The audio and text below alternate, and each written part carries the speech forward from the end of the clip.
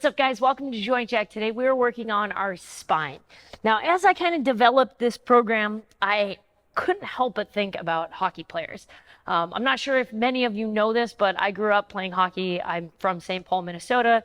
Grew up on skates, grew up on the backyard pond, started playing at age 4. I went to college and played at St. Cloud State University, which is Division I school. Played all 4 years, ended as the all-time point scorer in school history. I was also on the national team for quite some time as well. So my background in strength and conditioning basically started by playing that sport. And I played other sports as well, but hockey was my all-time passion. I still to this day coach individuals. I coach them on the ice. I coach off the ice. So I see mainly females. And as the years have progressed, what I really started to notice more and more is the inflexibility of the spine. I'm having 12-year-old girls complain about low back pain as they're skating. And I don't think I ever had back pain when I was, definitely not when I was 12, but all growing up, I don't think I ever thought about my low back when I was playing hockey. And who's to say this isn't from early specialization in sports or sitting down more frequently, being less active more frequently? I don't really care where the source is coming from. What I care about is the ability to kind of take care of that spine. And I know not all of you guys are hockey players or have any of that background, but I do just want to think about this and utilize this, or think about it from a sport perspective, because moving the spine is beneficial to absolutely everybody. So we think about the sport in general, and this can be thought of joggers, bikers, anyone that is kind of leaning themselves forward as they're running, as their hands are on the handlebar, as their hands are on the stick, even baseball players putting their hands on their knees and kind of being in that ready position. Okay, so we think about this. We think about this. Every single position, I'm slightly hinged at the hips. My upper back is in what's called flexion. Okay, you can think of that as your cat position of your like cat cows. My back is in flexion. Now, if we think about sitting at a desk, being on a computer, sitting on a couch, being on a computer, which happened to everybody during COVID. So everybody kind of got in this position. We get very slumped over. And I hear this all the time of like, oh, I really have to work on my posture. I have terrible posture. I work at a desk all the time, so I'm like this all the time. Inherently, this position is not a bad position to be in. Our spine is actually shaped in this position, maybe not as far forward, but it's meant to be in this position. Okay, now getting myself out of this position is the important part. So if I'm like this all day, I should be able to also roll my shoulders back, open up my chest, extend, so the opposite of flex, through that thoracic spine, which is really just flat. And as I'm doing that, I should also be able to move my arms in this position as well. Okay? You should never think of one position as a bad position to be in or bad posture. It's only bad if you can't get yourself out of that position. Okay? And now most people just spend their time doing this and less of their time working and mobilizing their body to be able to do anything different. Okay? All of this practice that we're going to do today is to focus on allowing our body to move in that opposite position. Okay, so it's not here all the time. It's not here all the time. It's here sometimes, and opening up sometimes, ripping a slap shot sometimes. Okay, getting out of your position of being on a bike. All of these things are important things. And we're going to start by segmenting the spine. This is a good thought process in terms of like doing cars for your spine. It's a good place to start.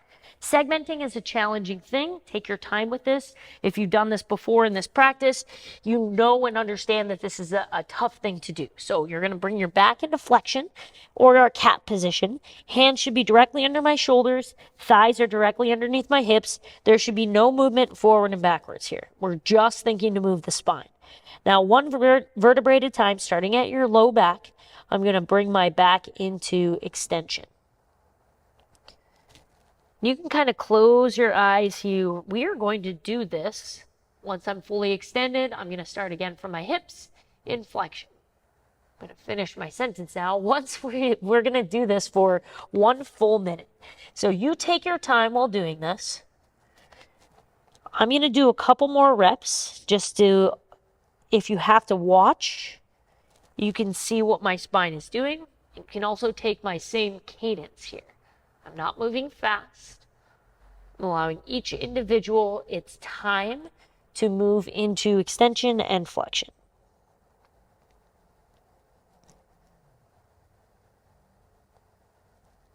Now, when I'm in extension or in my cow position, I'm squeezing the muscles on my back to help pull me into extension more. As I move into flexion, thinking that my abs are controlling this movement.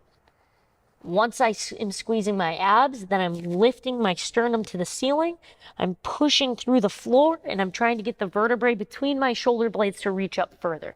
Then I pull my chin to my chest. Good work. You're done in 3, 2, 1, and relax. If that was challenging for you, I want you to do this every single day.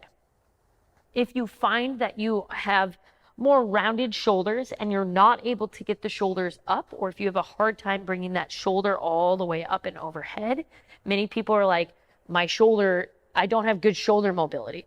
But a lot of times it's because that spine is not allowing you to get in a position to let the shoulder move freely. Okay, so if that's you, this should be on your regimen every single day. You can't do cars enough, all right? Our next thing, we're going to work the low back to begin with, okay? We'll work the low back in flexion, and then we'll work the low back in extension. And like I said, I'm going to utilize the example of hockey players here quite a bit. So hockey players, they're up on their legs. They have their stick, or PVC pipe in this instance, and they're in this position where the chest is up, my hips are down, I'm using my knees to create a little bit of knee flexion, and I'm skating. Okay, and this is not the best skating position to be in, but this inherently is our position. So that low back is in extension quite often. So when people say, oh, my back is really sore, or my back hurts, all too often they might not have enough mobility in the hips and the knees, so then they're leaning over at the back more than they should, or they just don't have strength in the low back to enable themselves to pull themselves into this extended position. Okay, and if you have back pain, or if you know somebody that has back pain, it's an important thing to start to utilize this in your practice and start to move that back in extension or cow position and flexion or cat position. Now, our first thing we're going to do, just like I said, we're going to work in extension. So you're going to grab a band, wrap it around that low back, and I'll give you two options here. You can either put the band around your hands and place your hands on the ground. For some people, this aggravates their hands. So if you want, you can wrap the band around your knees and then get that band around the low back. Sometimes this pulls people's shirt up and they can't get comfortable in this position. So do whatever setup feels good for you. Now the band is specifically pushing on my spine in one spot. Okay. I want you to understand how we can move the pelvis to initiate movement from the low back. So my goal here is to extend or move my low back into cow position and then flex or move my low back in cat position without having to move the upper body as well, or the upper back as well. We're going to do this for a minute of time. I like doing all spine stuff for a period of time rather than repetition, because I feel repetition, people are like 1, 2, 3, and they just kind of rip through it, and it's not giving enough feedback into your brain. It's not allowing your body to actually feel what the movement should feel like. Now, while you're doing this, you can start now. I'll start the timer. Go ahead, start. While I'm doing this, I really want you to try to feel the movement only where the band is. And you'll get better at this the more often you do this.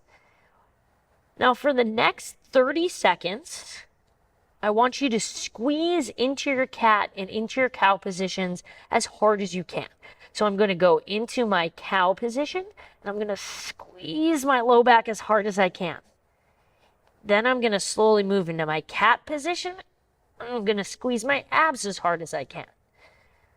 Back into cow and into cat. You guys can go at your own speed here. The main thought of this is you can use the muscles of your body, of your low back and your abs, to move your spine. That's where we get this from, abs and the low back. That's why people refer to abs or this entire trunk section as your core. You can rest. That was a minute and 2 seconds, so I made you do a little bit more there. Take your band, put it off to the side, and we've done this exercise quite frequently in joint jack because it's one of my favorites to really understand how to flex and extend that spine. Okay, so we're gonna put the what is this? The foam roller on my back. I'm gonna lay back, get my head and my shoulders on the ground, and then place the foam roller on my low back. Now we just worked extension of the spine. So this would be extension as I reach my hips down towards the ground. The fulcrum here, or the point where my body is moving around the foam roller, is in that lumbar spine. So essentially what I'm trying to do is bring my belly button up to the ceiling and reach my hips down to the ground. Now bringing this lumbar into flexion is the hard part here. So I'm going to squeeze my abs, tuck my hips underneath, and I'm not just trying to stabilize the spine straight. I'm actually trying to feel my vertebrae push into that foam roller. So I'm really trying to flex that low back. Then I'm going to allow myself to reach down, extend through the low back, reach my belly button up to the ceiling, squeeze my abs, lift my hips, and feel that lumbar that's right on top of the foam roller push into it. We're going to continue in this fashion again for 1 minute of time. Reach as much as you can. And if this doesn't feel comfortable reaching, just allow your body to relax here. Then we're going to squeeze the abs. You don't have to squeeze as hard as you can. You can just kind of push gently into the foam roller. And if it feels okay, kind of ramp up that intensity if you're able to. Our spines are so resilient. They should move so well. But what happens is we start to baby them. Whenever we feel a little bit of discomfort, we're like, oh no, my back, I threw my back out. I'm having back pain, or I herniated a disc. We really need to train the muscles around the spine to be able to move the way that they should, rather than just stabilize a whole slinky of bones stacked on top of each other with joints in between. We don't move them well enough. 3, 2, 1, relax. You can get that foam roller out of your back. Place the foam roller, roll the foam roller off to the side. And now we're going to use a PVC pipe and a bench. I see a lot of people do this exercise mainly in CrossFit to kind of open up the front rack. I think it's a great exercise. Too often we get a lot of tension in the lats, and people use this as stretch. Okay, but we need to think in the FRC world, or in this entire thought process, this entire system, we have to understand whenever we're doing a passive stretch, if we put a little bit of feedback or input into that, I'll use the word force for this, but you shouldn't force yourself into stretch. But if I put a little force into that tissue, your body is more willing to accept that information you're putting into it. If it's just a passive stretch, and there's nothing wrong with passive stretching, but if it's just a passive stretch, we won't necessarily get the same benefits in the nervous system for that passive stretch. Okay, and this will make sense here in a second. So go ahead and grab your PVC pipe. We're going to go palms facing your body and elbows on the bench. Okay, now let's think of the spine here, since this is spine day. If I bring my back into cat position and I walk my body backwards, I want to try to keep that roundedness. Okay, now I then move myself into cow position and get a little deeper into this stretch. But what we want is we want to understand how to keep flex, how to put force through that flexion. Most people will say you have to work on spinal thoracic extension, and we're only going to work extension. But really, what our bodies are meant to do, and the way that the bones are shaped and the joints are shaped in the thoracic spine, if I help my body and pull my body more into flexion, it's going to open up more space into extension as well. Okay, lots of talk basically saying if I want my body to be able to move into this position, working here and strengthening this position, opening up more space in this position, will actually free up space in this position. Okay, so we're going to work through our cat. So hands are about shoulder width apart. I'm going to bring my elbows a little closer to one another. So when I look at my hands, I should see elbow inside hand. So if you look at me here, this is what I should see as opposed to this. Nothing wrong with this. This is just the focus for today. I'm gonna first, on my knees, bring my chin to my chest and bring my back into thoracic flexion, which is cat position. Then I'm gonna shift my body back until I feel a really intense stretch in my triceps and maybe going all the way down my lats. So the underside of my arms, the ones closest to the ground, and then all the way down the inside of my back here, right here. Now, once I feel that, we're gonna start to push the elbows down into the bench, bring my chin to my chest, and then I'm gonna pull my hands towards my neck. So I'm trying to place the PVC pipe on my neck. Push down with the elbows, give me 20% pressure. Push down a little bit harder, 40%. Sit your hips back a little bit, just ever so gently. That should bring us to 60%, feeling the intensity of the stretch tissue behind your triceps and behind your shoulders. Or I guess in front of your shoulders, sorry. Keep driving the elbows down. That should be 80%. If you feel good here, just stay here. Otherwise, I'm gonna shift my hips a little bit more, bring my spine into a little bit more flexion. So think more cat position between the shoulder blades. With whatever intensity you can give me, we're trying to get 100%, driving the elbows down, go. Push down with the elbows, fill your upper back with air. We are not doing a rails contraction here, we're just holding this for 12 seconds. 5, 4, 3, 2, 1. You can straighten your elbows and relax yourself out of that position really quickly. Shaking the arms out a little bit, we are going to do some eccentrics here, and that's going to be the remainder of our training. We have 5 reps, okay? Each rep, what's going to happen is I'm going to start with my body in thoracic flexion, okay? My hips are up, I'm squeezing my butt. I'm going to bring my arms along for the ride. So my elbows are back, or my PVC pipe is back behind me. My spine is in flexion. Pushing my elbows down, I'm going to sink my body back. Once I get to the bottom here, I'm going to allow my upper back to move into extension, reaching my chest under the bench down towards the floor. I'll relax, and I'm going to bring my body back up. Now, you pulling your PVC pipe towards your neck isn't that important. We're thinking that your elbows are driving into the bench. That's the important part here. Okay, if you're confused on where the contraction should be, let's just watch another rep here, and then you can follow along with me. We have 5 total reps. So I'm bringing my spine into cat position, flexion, pushing my elbows into the bench, PVC is sitting on the back of my head, and then I'm going to start to shift my body down. As I get to the point where I can't go anymore, I'm going to think my back is moving into extension or my cow position, driving my elbows down still, reaching my chest to the floor. I should feel that in the shoulder blades, maybe the triceps, the lats a little bit.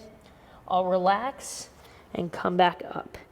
Drive your elbows down, sink the hips back, reach those hands back towards your neck. When the movement stops, we start to move into extension. Relax, come back up. This should feel like a really good stretch in your back. Flexion of the spine, elbows down, sit back. This is my 3rd repetition. Coming back up, I got 2 more. Elbows down, shift hips back, reach the chest under the bench. 1 more, elbows down, sit the hips back, reach the chest to the floor and then the wall in front of you. Relax the arms. You are done for the day. Good job, guys. I'll see you tomorrow.